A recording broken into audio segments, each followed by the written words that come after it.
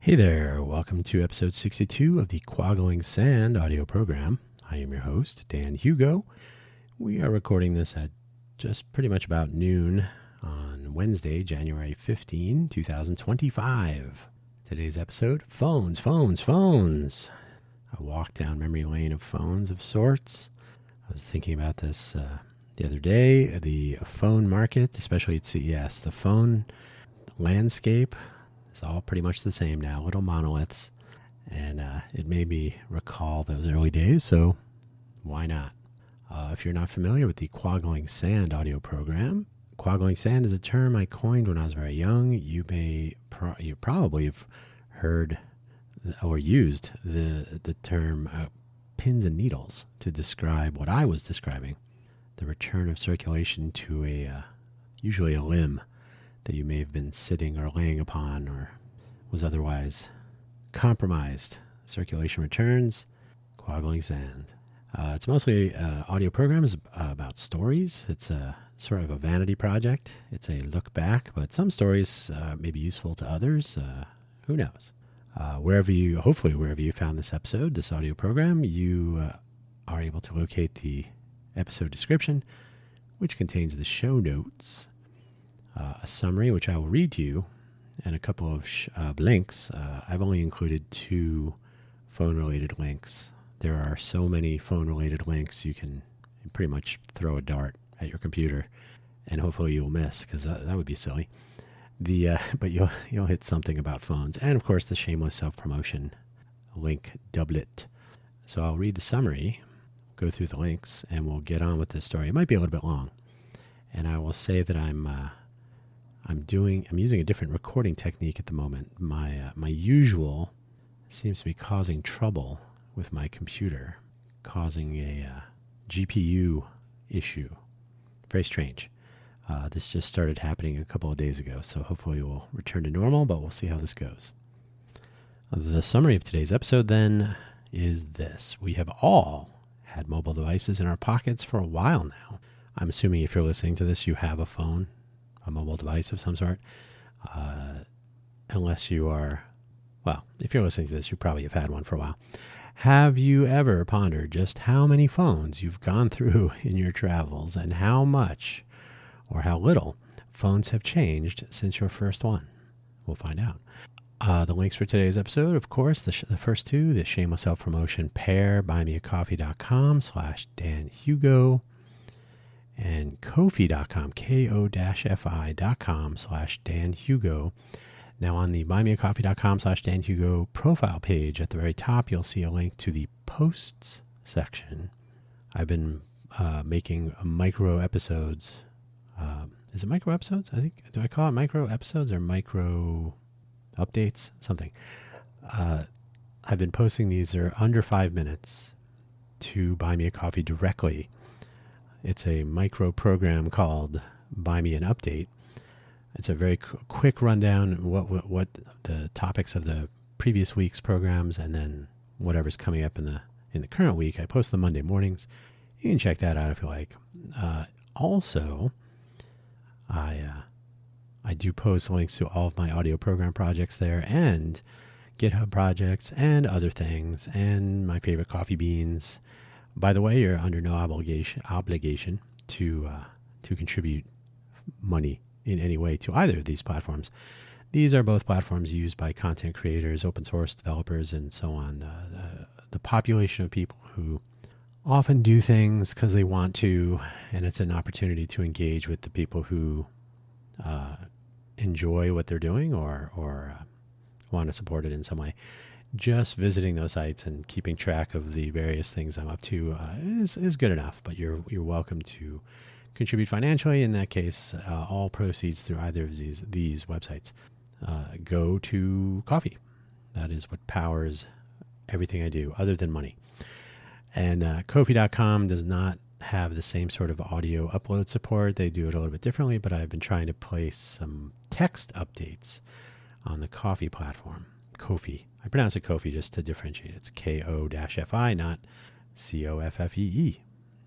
Buy Me a Coffee spells things a little bit more normally. Anyway, on with the show. Mobile phones.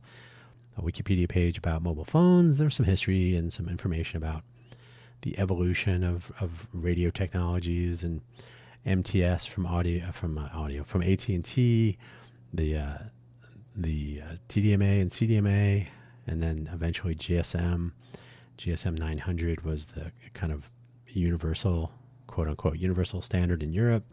We got GSM 1900, 1800, 1850, because we're America. We don't like one standard. We like lots of standards that don't really interoperate. And then eventually LTE, and now whatever we're using. Oh, who knows? Who knows what everything is at this point? 5th generation? Maybe. There are so many channels and modes. It's hard to say. Anyway, mobile phones, check that out. So the Nokia history video, the final link, is interesting. I wish even the Nokia history page doesn't do a good job of displaying the history and evolution of Nokia's mobile devices.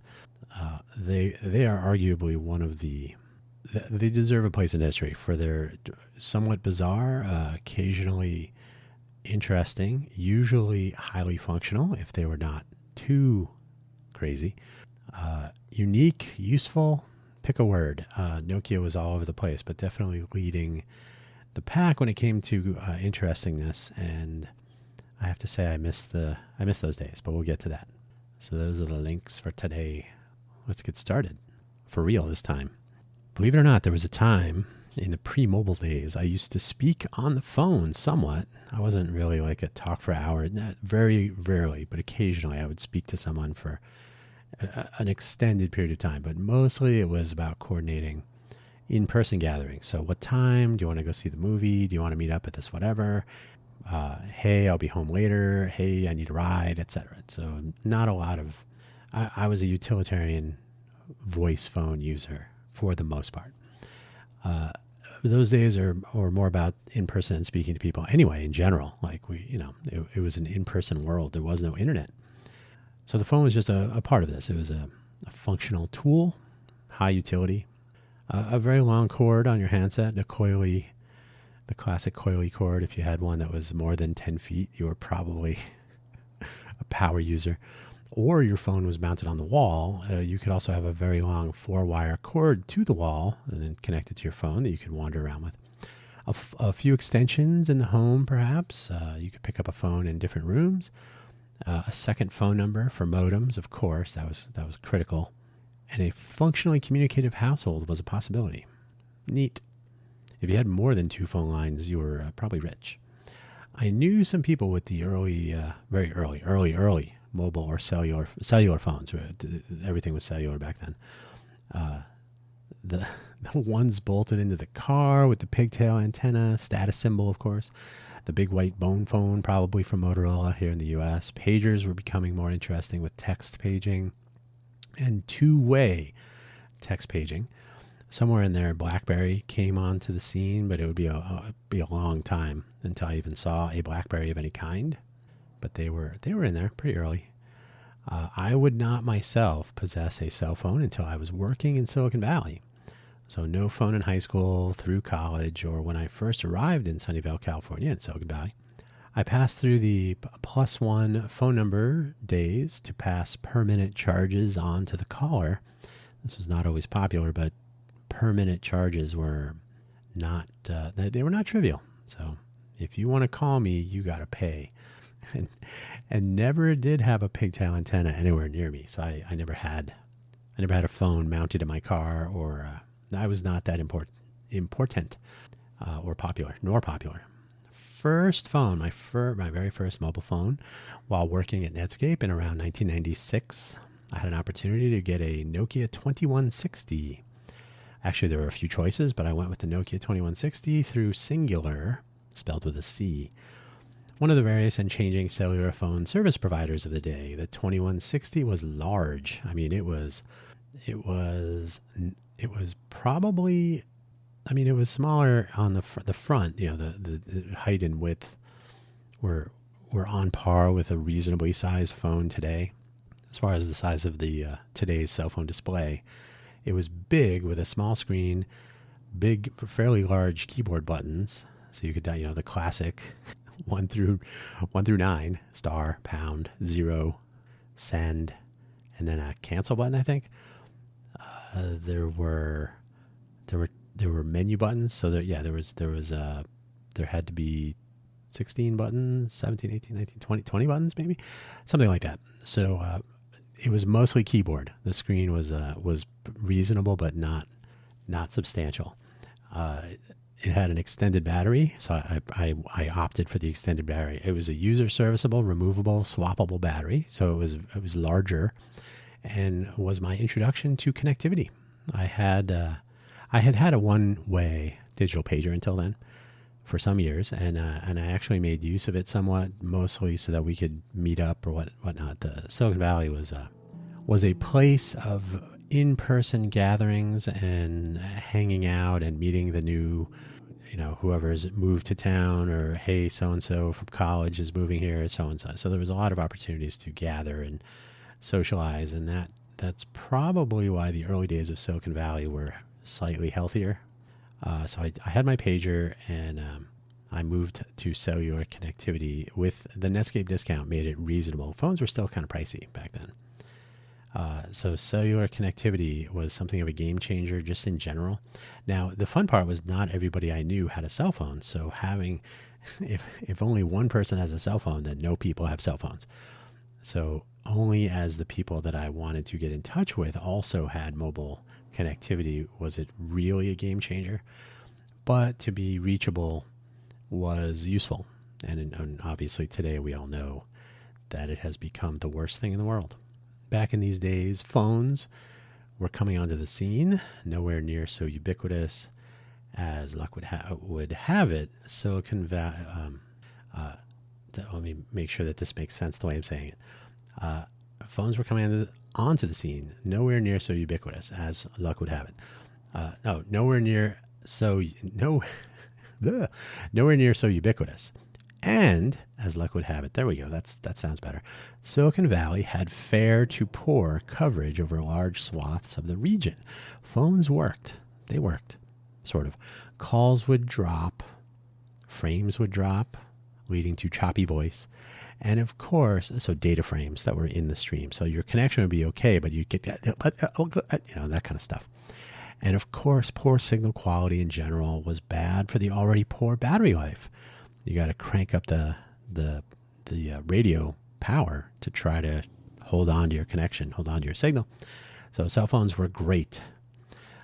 So cell phones were not quite ubiquitous in those early days. So even though we were in Silicon Valley, it was not really like the epicenter, nowhere near what Europe had at the time. Hey, guess what? If you pick one standard, everybody can build for it. I still had a landline, as we used to call them. So I always had a phone plugged into the wall, and eventually this would lead to getting a digital subscriber line, or DSL.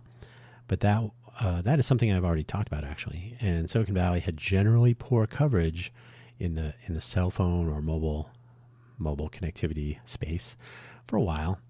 I think Sprint was okay. Verizon was building out their network like mad, so Verizon has a very large network today. There were others that would merge and get acquired and so on. So the GSM networks were a different path. CDMA, code division, multiple access in one direction, GSM 1900 and 1800 and 1850, and then GSM 850, I think, came on. So Europe, GSM 900. Yeah, and then LTE and whatever has come of all this chaos, but everything eventually unified into one big mess. So we have a larger radio cellular connection network, mobile. What is it? Mobile. What do they call them now? Like cell phone towers, I guess. Mobile connectivity has improved vastly, especially along freeways and highways and in big cities, not so much in the rural areas, but it's improving. So I've talked about some of this stuff already, but Silicon Valley had generally poor coverage for a while, but the connectivity choices were increasing, and there was no better place to put them to use with peers, your workplace. You could access your computer from home and download files, so you could continue working 24 hours a day. And you could email with people. Video was not quite there yet in those early days, but eventually, as we know. But your peers would also have devices and whatnot. And because you're in Silicon Valley, we would be tolerating the reliability because, we understood the nature of being on the leading edge. And so not 100% of Silicon Valley, but anyone who was doing any sort of technical anything, if you're at a startup or you were working hands-on in the mobile communication space or anything you're doing, you kind of were like, well, it's not great, but I know why. I know why it's not great. So, and the thing I'm working on is not great. So everybody kind of had a little bit of insight that would ease the pain. But I'll tell you, Silicon Valley for the longest time was I'll just go see you in person. You try to get that signal across. So Nokia was everywhere. I mentioned the 2160 was my first Nokia device. There would be a few more. I was not collecting all of the Nokia devices, but I did make the move to GSM and the glory of the SIM, the something identity module. I can't remember what the S stands for. So that I could move my number to a new device on my own. I didn't have to call and tell someone I could just pop the SIM out, put it in a new device, all good. And to me, that was like, and I know the SIM has proven to be a little bit frustrating for some people. The eSIM is now the thing. So it's a virtualized, I wish I could remember what the S stands for. I don't remember what the GSM stands for, so that's fine. But you download your eSIM and it gets virtually installed in your new device. You can still move them between devices and so on. So it's not horrible. It's not a massive step back in end user convenience. But I will say the SIM is still. I wish that was still kind of more of a thing. I think GSM phones still, unless you're Apple, I think they still support physical SIMs. All the phones I'm aware of that I would use do. So I don't know if it's fallen out of favor or falling out of favor to have a physical SIM. If you have no idea what I'm talking about, it's the little rectangle with it looks like a little piece of tinfoil with little grooves cut in it. So there's I think 8 sections. Hey, I have a SIM right here. 6 sections. I have a SIM right in front of me.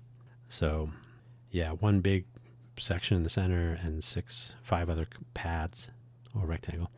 So yeah, good times. Somewhat related to the smart card, by the way. Chip cards, kind of similar hardware anyway. So I moved to GSM 900, to GSM 1900, I think, to start. So I can move my device, my number and whatnot to a new device. In the US, Nokia set the last 2 digits of the product number to 90 for GSM. So my singular 2160 was, I think, a CDMA device. It was so early that it may have been TDMA, which is time division multiple access, code division multiple access, the CDMA, the one that won out over those two. So CDMA, it may have been a CDMA, but I don't recall. And whatever. 2160, look it up if you like. It's a big phone. And then had given way, in my pocket anyway, to the 6190 at some point. The 6100 series was probably one of the best devices of that era in terms of the build quality was amazing. It was just very solid. It was a great size, great battery life, user serviceable, swappable battery. So you could pop the battery off, put a new one on. Good buttons, maybe a little bit stiff to type on. Display was reasonable. Now, this was back in the old days. You didn't really need to worry about displays. You just had to see the phone number you were dialing or maybe the text message. The texting was just becoming a thing here in America, in the US. So the 6100 was super popular, and then the 90 indicating that the device I was using was with VoiceStream, a Deutsche Telekom company that would eventually morph into T-Mobile through probably various machinations that we would shudder to truly understand.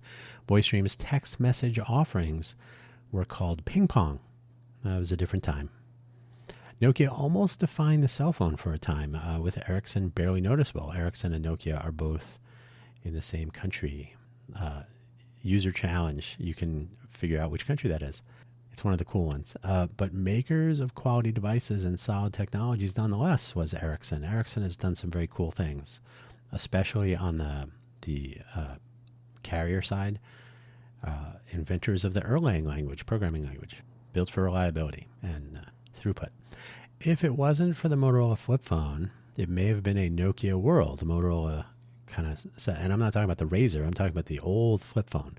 But the old flip phone just was very popular. The Matrix featured an infamous Nokia device that sold well briefly. It was very popular, but I don't know if they really sold a lot of them, but people were looking for it. If you don't remember, Neo would kind of do a little flicking gesture and hit a button, and the keyboard cover would flop down to look like an extension microphone handset thing. It was all for looks. No actual additional functionality. But it did feature the Nokia phone prominently. It was a weird green color, and I never saw one in person in Silicon Valley, so that may be an indicator. I think I owned only 4 different Nokia phones myself. May have been 5. They were all solid, and we should be so lucky to have that level of quality in a mobile device today, especially with all that. I mean, Gorilla Glass, sure, but there's a lot of glass on that screen, and once you shatter that thing, it should be easier to replace. Right to repair. I will point out again, perhaps, I may have mentioned this in previous episodes, probably, I mean, almost certainly. I was working at Philips Electronics, around the turn of the century, 6190 still in hand, and it turns out Philips was making 1 million displays per week for those devices.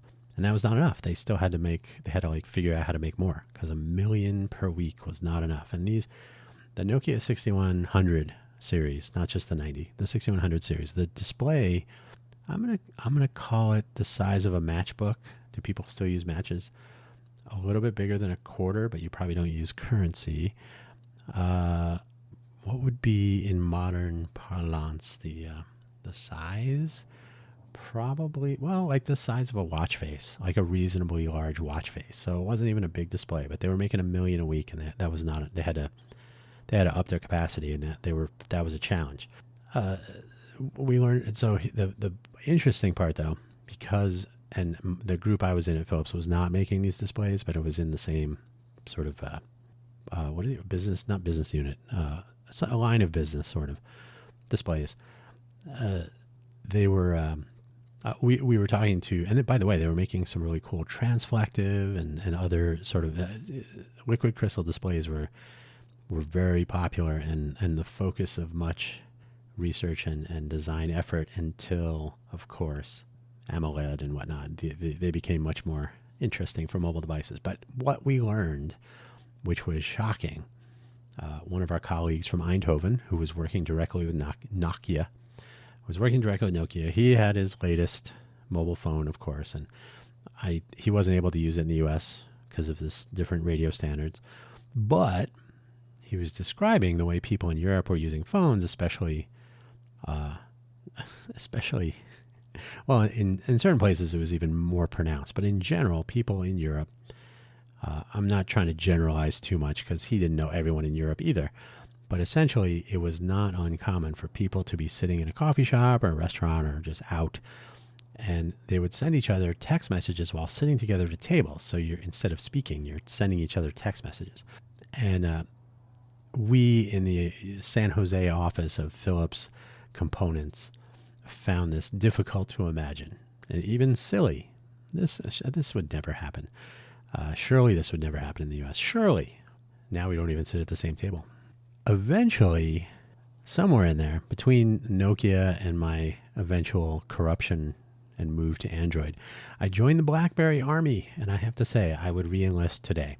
Now, I was not on board for the whole journey. BlackBerry devices started out as glorified two-way text pagers a long time ago, very long time ago. And I remember seeing someone using a BlackBerry as a phone, and it seemed odd, to be honest. My first device was a highly evolved and nearly bulletproof curve. Try not to do two things at the same time when you're recording live. With a tiny trackball and a stellar keyboard that BlackBerry became known for. even though I had obtained an Android 1, a hideous, charming, clunky first try at an Android phone made in partnership with HTC, if you know, you know, Sidekick, I was all in on my BlackBerry. So when I went to I worked for Palm on their newest cell phone, the Pre, I kept using my BlackBerry clipped to my belt instead of in my pocket for everyone to see. It's sort of taunting. But when I did go to the Palm interview, I talked about the Android One, which I actually brought with me and had sitting on the table so that we would talk about it. And I was pointing out the things I liked about it, things I didn't, and so on. The Palm Pre, well, I'll let you find a picture of the Palm Pre, but it was almost like 6190 quality of hand feel, just comfort and pocketability, and just the Palm Pre it had its problems from the industrial design standpoint, but the keyboard was horrible. But as a first product in this new sort of direction, I think it was a game changer if it had been on the same playing field as the other players. So I had my Curve on me, but I brought the Android One. So we talked about the Android One mostly, the things I liked about it, things I didn't. I built my first Android application on it. So when I eventually got hired, though, we were encouraged to live on a device, a Pre, if we could. So that is, they didn't really want you to, especially in the early days, you couldn't go outside and show it off to people.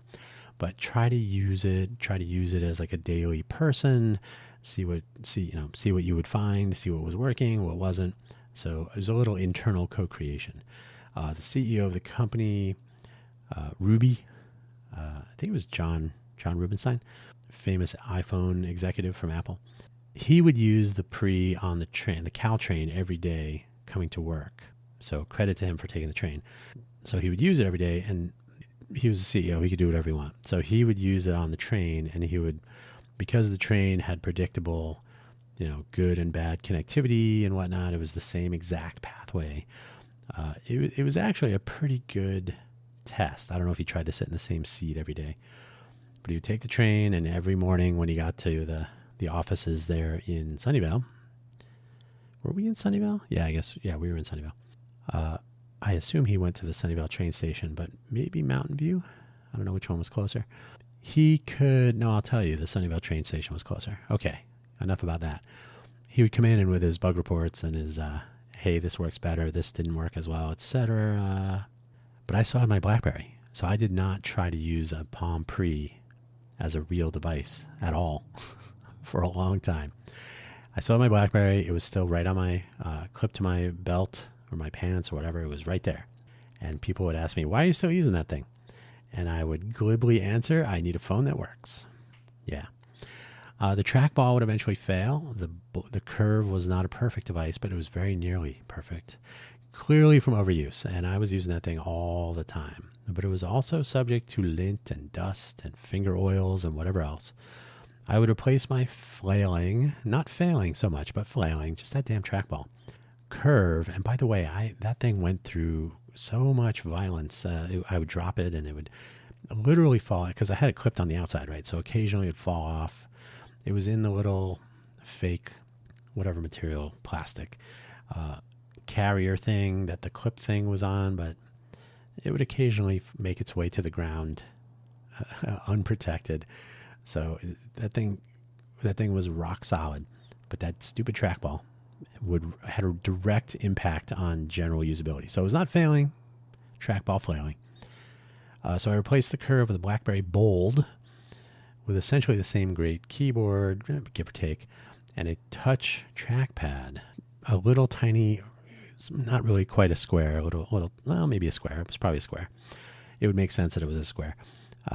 Replacing the trackball. So right in the middle, like centered left to right, and then at the very top of the keyboard under the screen, a little square that you could touch navigate. It was also a button, just like the trackball was a button also. And there it was, the BlackBerry Bold. Essentially the same phone, but I have to admit, usability was a steep improvement with the trackpad. Production by a street. So no doubt moving away from a trackball was a good idea. I think the overall build, though, I would have to give it to the Curve. If I could have the Curve body with the bold upgrades, if that makes sense. So keep the keyboard of the Curve, but add the trackpad, keep the same, outer stuff, upgrade it with the current software. That would have been perfect for me. The bold served me well. However, it wasn't awful. And it only failed one test, the one given to BlackBerry by the marketplace. Dun, dun, dun. That's why everybody's carrying a BlackBerry today. Android. I mentioned the Android one. The iPhone was out, and everyone I knew was moving from BlackBerry to iPhone if they had a phone, or the feature phones or their Nokia devices and whatnot. Everybody was like, ooh, iPhone. It was the coolest thing. And I will tell you, the pinch zoom thing, that the multi-touch capacitive display, I think that was the killer. That was the thing that everybody thought was amazing. It was obvious to see everywhere that everybody was, migrating. It wasn't like overnight, but it was certainly, in Silicon Valley, Apple's right up the street. You're going to start seeing some Apple products. I worked at Apple. I worked in the building before it was the iPhone group. It was where Apple Quality was in Mariani 1. So I worked in the very same building as they would eventually dominate the world from. I had my Android 1, but it was almost unusable as a daily driver with its horrible battery life. The form factor was a kind of a mess. And it was the early days for Android, so I had stuck with my BlackBerry Bold, in fact. I built my first Android native app on the Android 1, so it was usable for that. For developers, great. It was a early adopter device, to be sure. But it was a hard sell, so what would happen? Well, the second Android phone, though, that was the thing that brought me on board.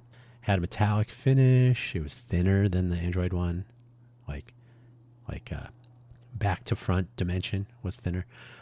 It was a little bit narrower. I think it might have been about the same height. The metallic finish, it was a little bit more streamlined, but it wasn't so sort of dour looking. It had a touchpad instead of a trackball, which the Android 1 had. It had a really cool hinge and a flip-up screen, so you could have a keyboard under. So you'd flip it to landscape mode, flip the screen up, typing. That was great. It was heavy. It had a little bit better battery life, but I was able to move to that phone as my daily driver. So I switched from BlackBerry Bold, to probably it was called the Android 2 or something, whatever it was called. For better or worse, I moved to Android and I never really looked back, sadly. I did actually kind of look back though, because I was sold on the keyboard-enabled Android. The iPhone had no keyboard. It was soft keyboard only. Android was like, well, hardware keyboards are still okay. The fact that it was a keyboard-enabled Android device was telling, right? Like people were still not quite onto the soft keyboard thing. Soft keyboards sort of suck when we get right down to it. The whole auto-correct nightmare still continues to vex us. The market, I misspelled it. Oh, it must have been autocorrect. The market has spoken, though. The voice of the keyboard fans is not silenced, despite production by street. No, the voice of keyboard fans is not silenced. The people who know the joys of using a keyboard in your pocket, not in your pocket, but taking it out of your pocket and using a keyboard, a real keyboard with real buttons. The voices are not silenced, but they're just quiet. There will be a return. Actually, a modular phone, a modular device would be good. That's a different story. The Android team at Google was actually ready to launch their BlackBerry Killer using the usual violence parlance. And it sort of looked like BlackBerry, if I recall correctly. You can find pictures of it somewhere on the internet. So I'll leave that as an exercise to the listener.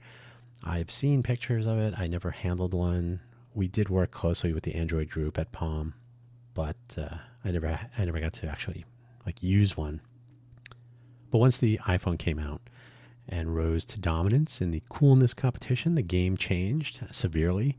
So the Android 2, I don't know if it was the Android 2, but it doesn't matter. It's long since gone.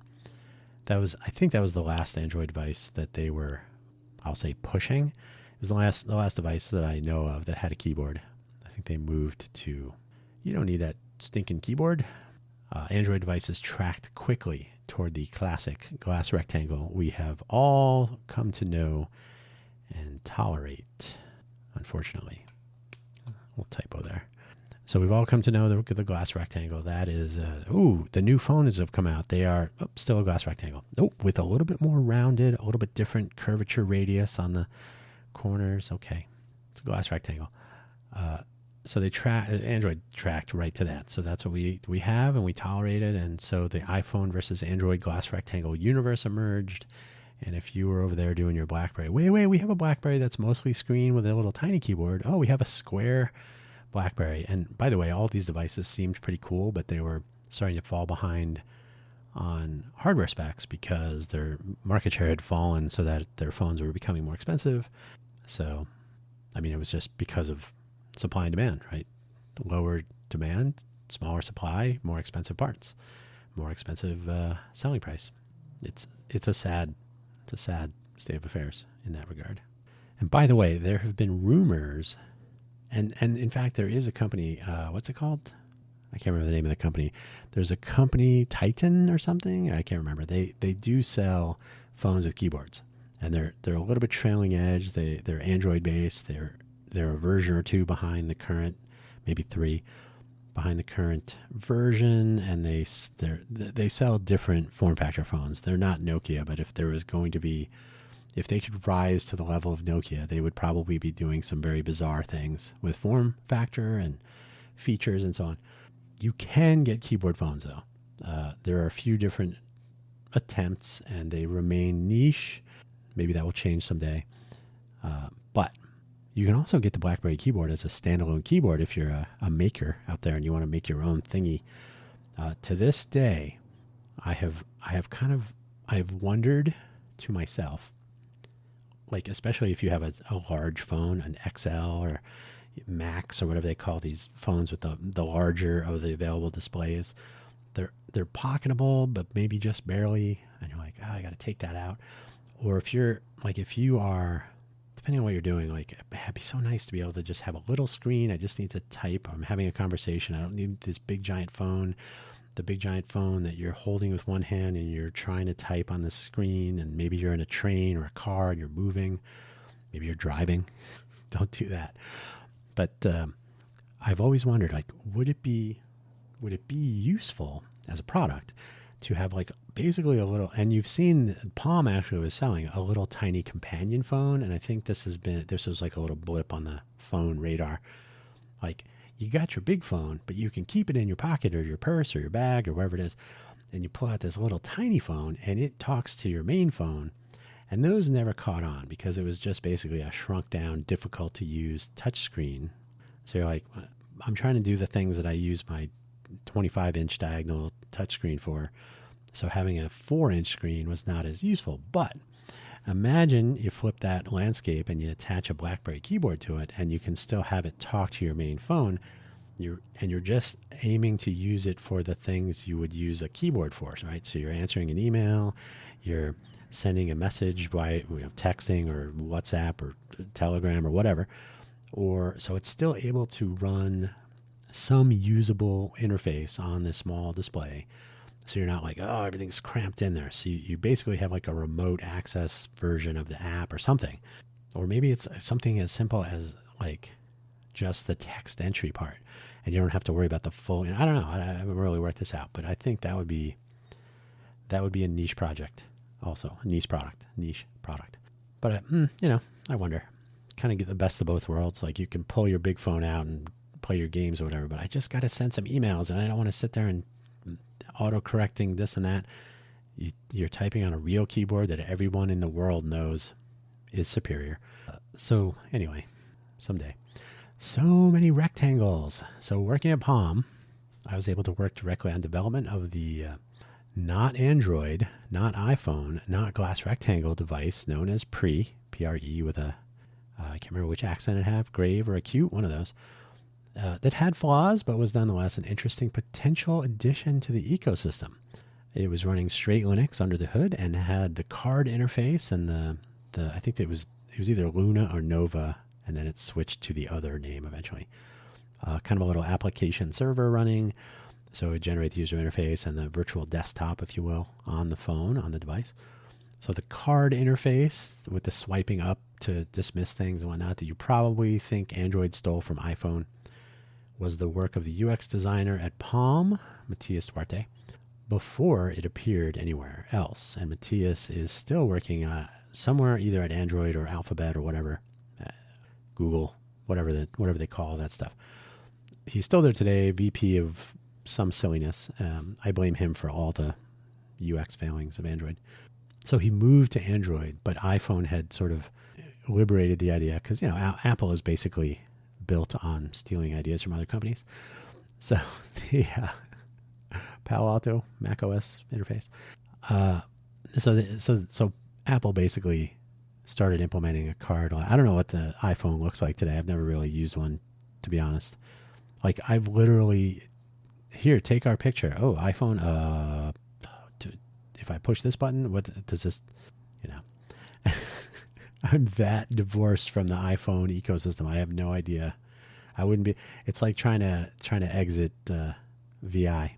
If you know what I'm talking about, you know what I'm talking about. So Matthias moved to Android and started when the Palm stuff kind of fell apart, and brought that interface idea. So Android was doing it from the person who came up with it, and iPhone had already kind of purloined the notion. So, Android just copying iPhone. Not quite.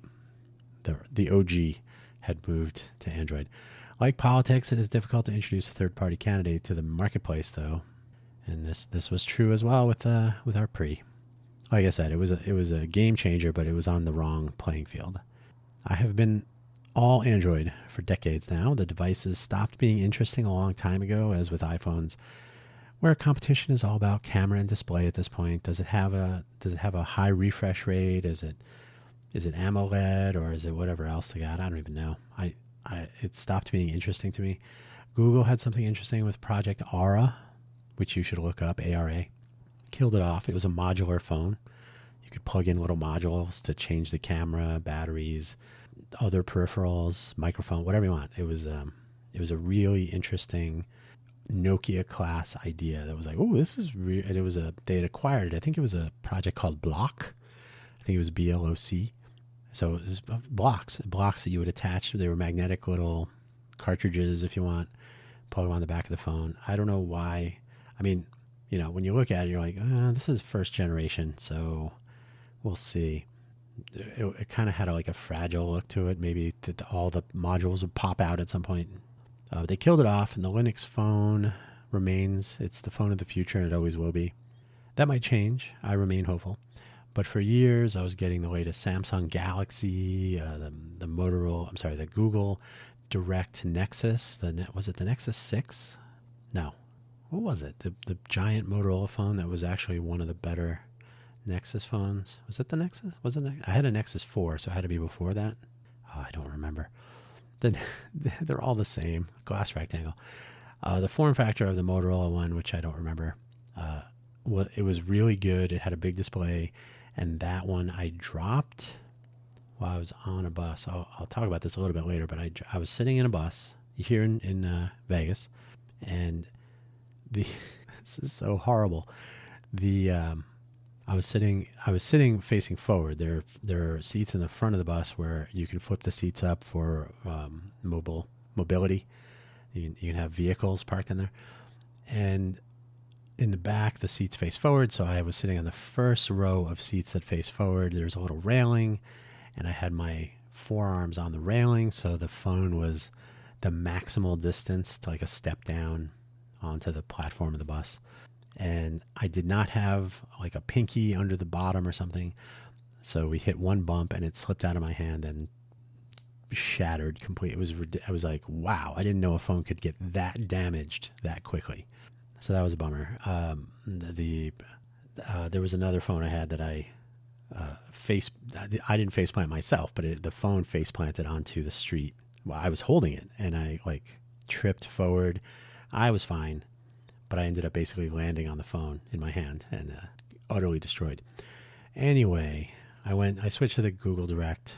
It's in Google specs them and drives the design, and they're the reference phone.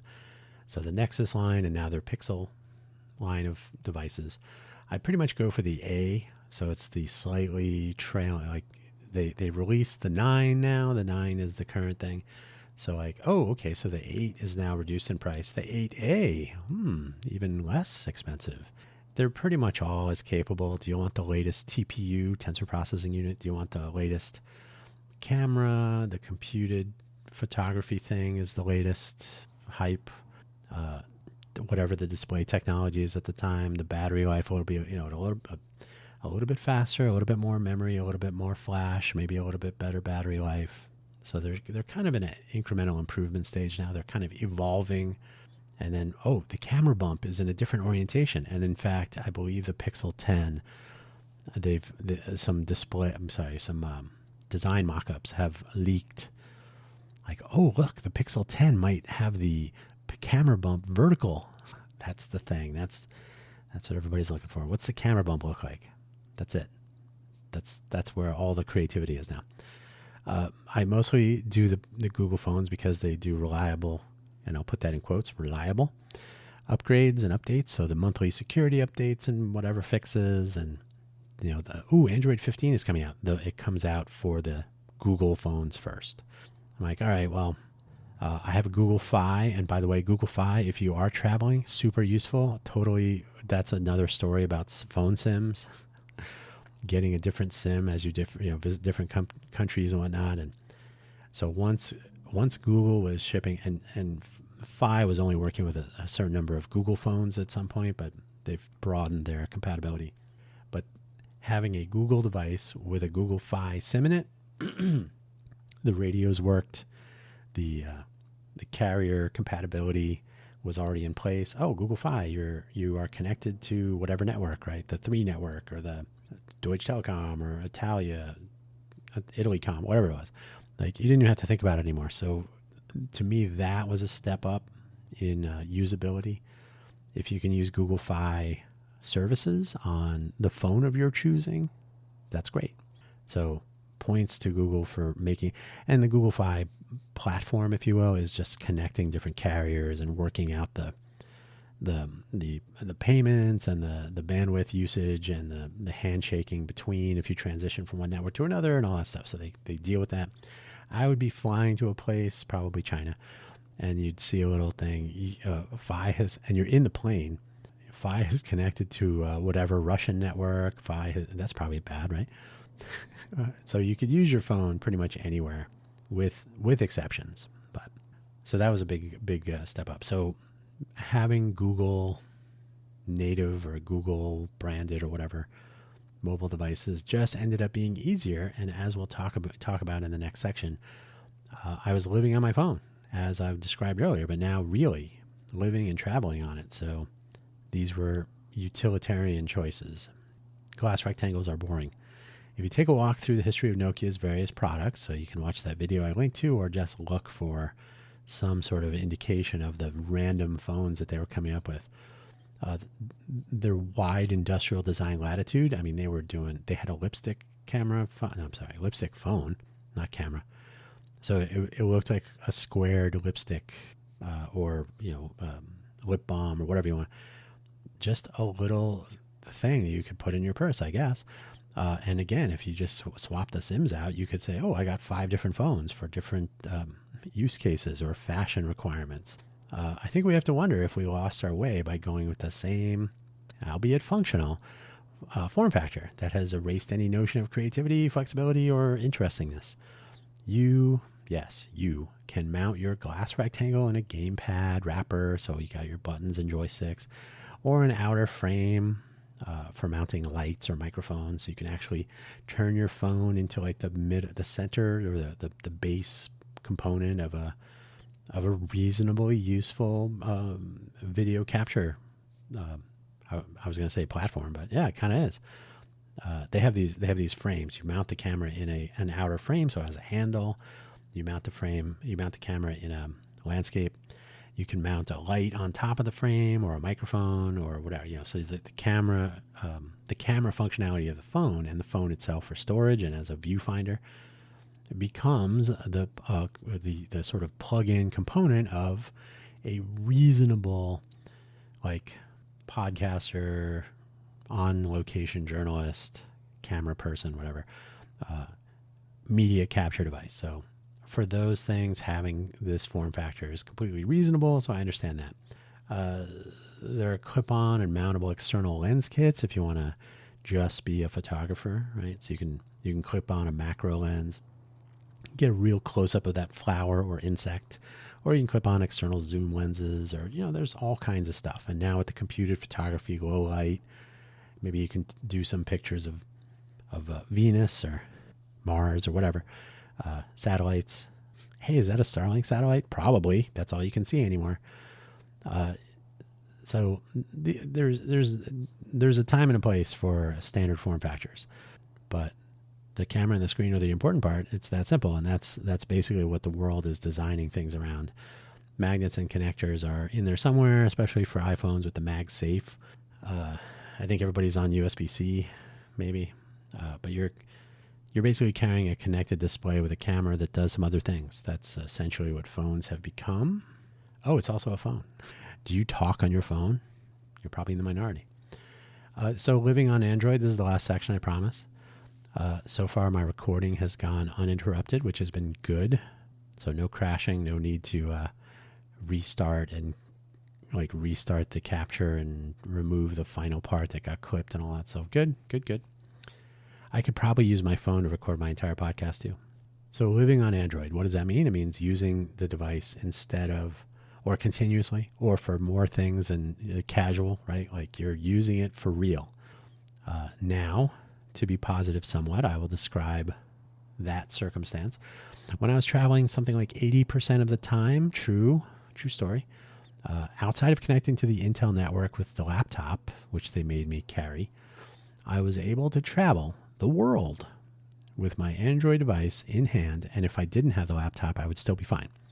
So the Android device, especially with Google Fi, I can connect anywhere, get anything I needed done. It was a critical travel accessory. In fact, from booking flights and hotel rooms to boarding each flight, I would print out a boarding pass, but I always had my boarding information and gates and all the stuff. So I had my entire itinerary and travel information and baggage, but always print out your boarding pass. You never know when that phone will not work for you at the critical moment. And I saw that happen too often. It's a true story. You get to the gate, you're about to board, and you're like, oh, my phone just died. Step aside, please. Oh, but wait, I have my printed boarding pass. Oh, well, step right this way. It's that simple. Just start with the print the boarding pass. It's a critical travel accessory, though. And so boarding the flights, calling an Uber or a Lyft ride now and then. I don't like either company, but occasionally you got to do what you got to do. Email and other messaging, weather updates for my destinations. I had a whole ordering items to arrive. I'll get to the whole thing. I would basically, with all that traveling, I would order things so that they would arrive when I was back home. It could be food items. It could be, I need a new whatever. I need a new pen. I need something probably travel related, or keeping track of my U.S. Postal Service holds on my mail for extended trips. Obviously, keeping track of packages if they were en route while I was.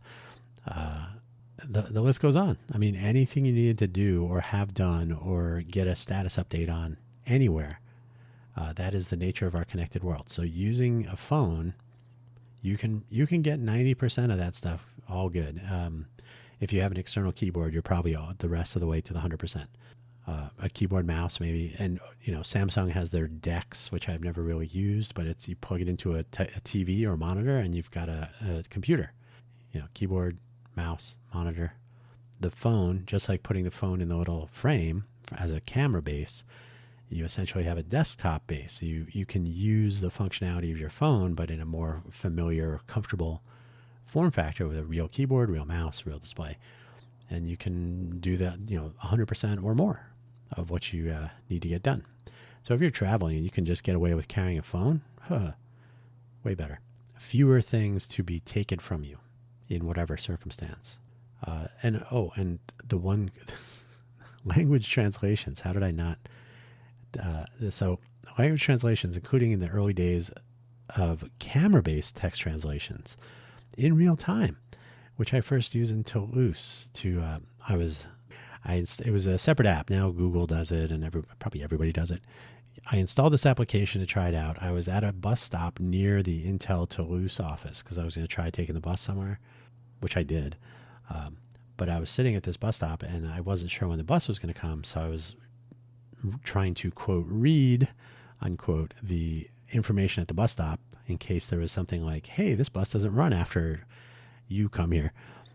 So I held the phone up, and I was reading the bus stop with my phone, translated from French to English. Like, how cool is that?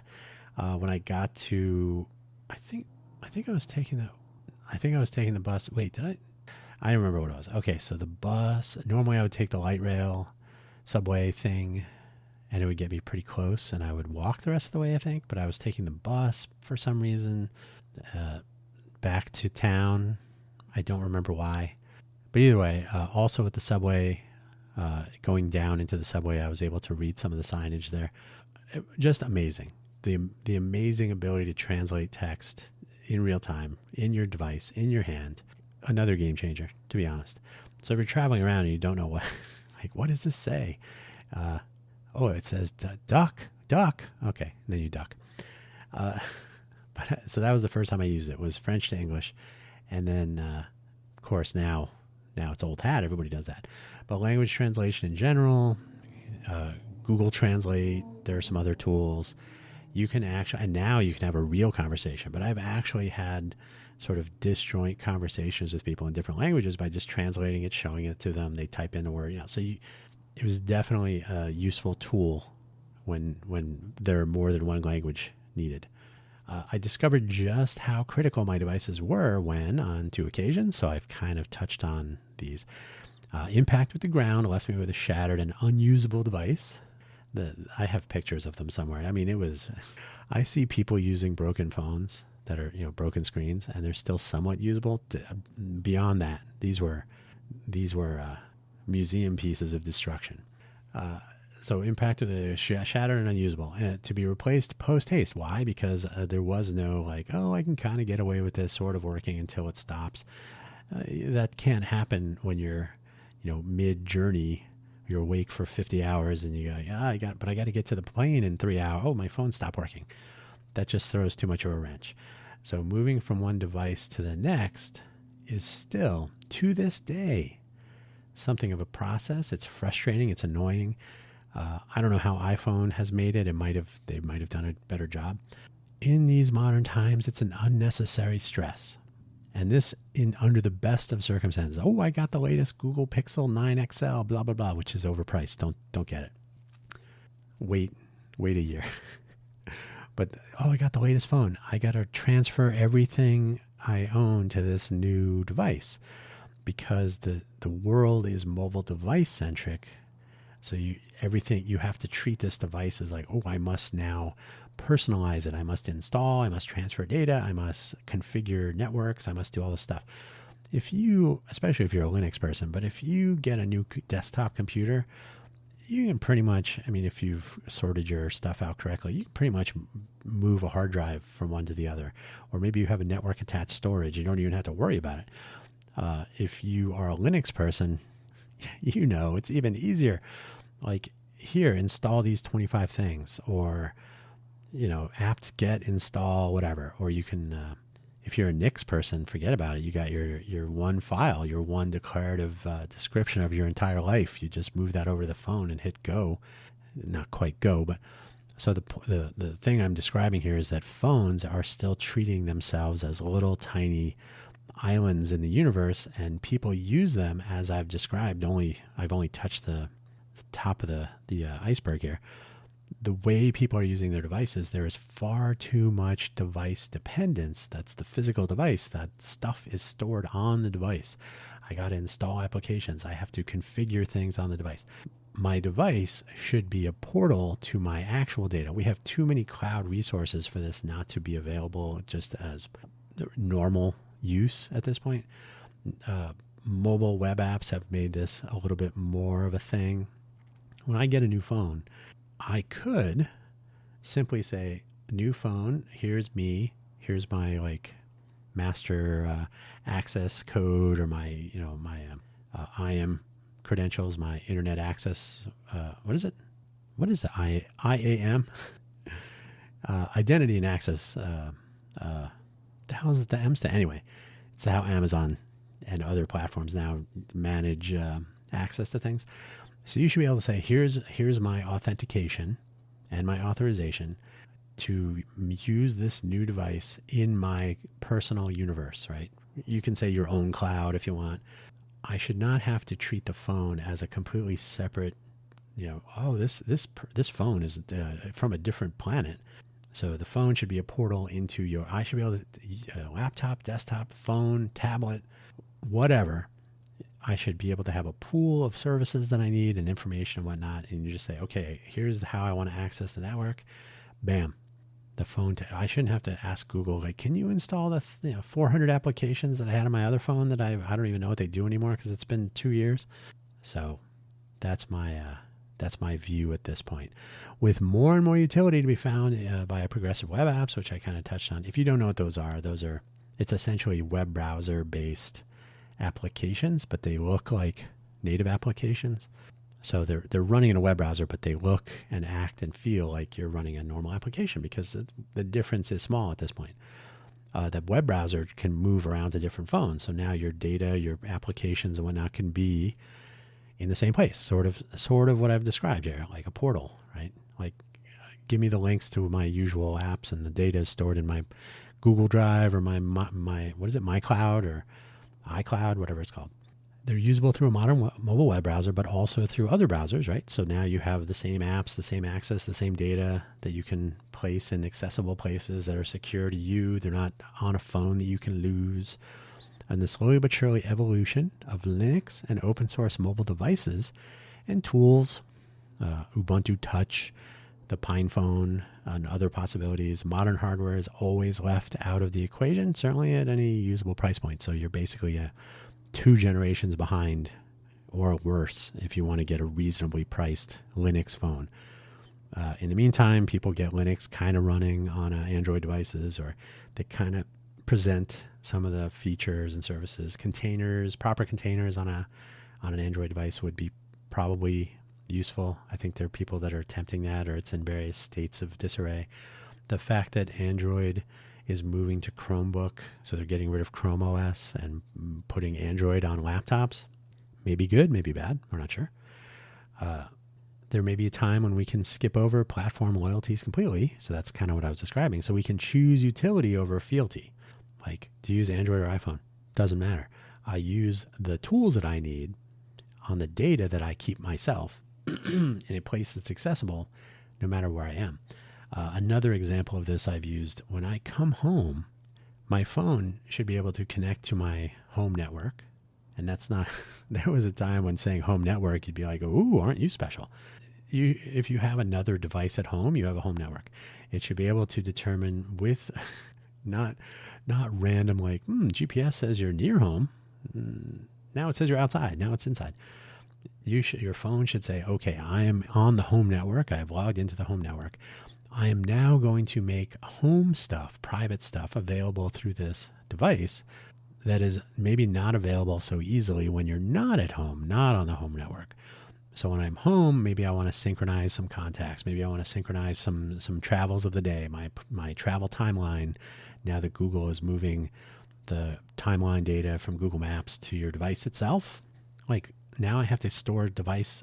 Now what if I have more than one device? Now I have multiple devices and data to sync. That data should be handed to you, and that should be stored in your personal cloud, on your Google Drive if you want.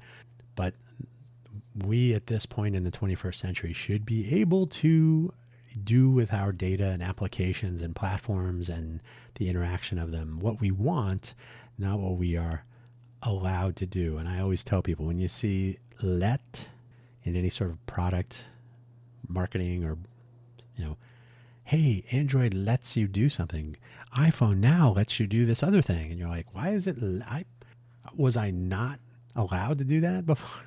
Thank you for letting me use my phone that I paid for. So maybe I always will be looking forward to the day when the tools that are in my pocket that we all pay for. We all pay for these phones, that, whatever monthlies and getting a new phone and whatnot. If I dropped a phone and shattered it, I should be able to go get a new phone, and I should have to do almost nothing, right? The data and application should be like one big package of stuff that I decide, essentially the phone should be virtually available, and the physical phone in your hand is accessing the virtual phone, if that makes sense. So I should be able to say, okay, here's my virtual phone is over there, and that's where all my data is in one place. And if I'm home, I want to use the virtual phone. It's not a virtual phone. It's like a virtual me, my stuff. So I want to access my stuff from my laptop, my desktop, my phone. Oh, got a new phone because the old phone is broken. Somebody stole the phone. That's okay. They can't access my stuff. They can only use it as a terminal that can access their own stuff. And because of the way the phones work with connectivity and whatnot, you can disable the IMEI. That's the device, right? The radio. Yeah, so you can kill the phone, and so too bad for them.